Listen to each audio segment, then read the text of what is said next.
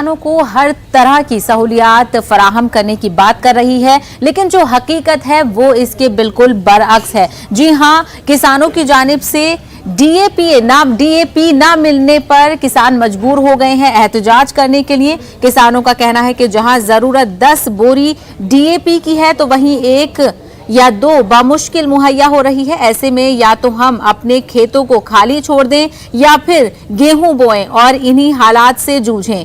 अलीगढ़ के थाना खेर में पलवल रोड पर आज किसानों ने जाम लगाते हुए अपना एहतजाज दर्ज किया।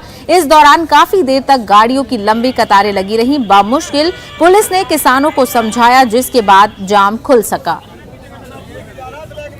पिछले 5 दिन से मैं लगातार आ रहा हूँ, सुबह 4 बजे, 3 बजे, 2:30 बजे और आज आया हूँ मैं 5:30 बजे। डीएपी नहीं मिल रही, 2 कट्टा मिल रहे मेरे पास में। मेरे पापा के पास में 40 बीघे जमीन है, ठीक है, और भी जमीन है जिसमें लाया है बिना डीएपी के लाया बोया था, उसमें रोग लग गया और वो खत्म हो गई।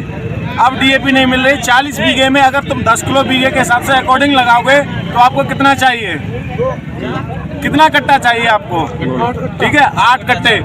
अब कट्टे मिल रहे एक आधार पर कार्ड पर, एक खतौनी पर 2 कट्टे। अब 6 कट्टे कहाँ से आएंगे?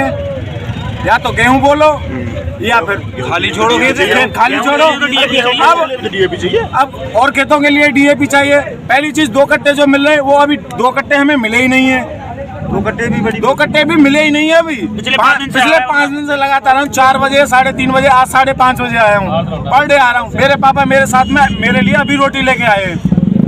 अच्छा, इस बात को जाम लगाया है? जाम लगाया है। कब तक लगेगा ये? जब तक गाड़ी नहीं आएगी तब तक जाम लगाया रहेगा। कश्मीर में साइकिल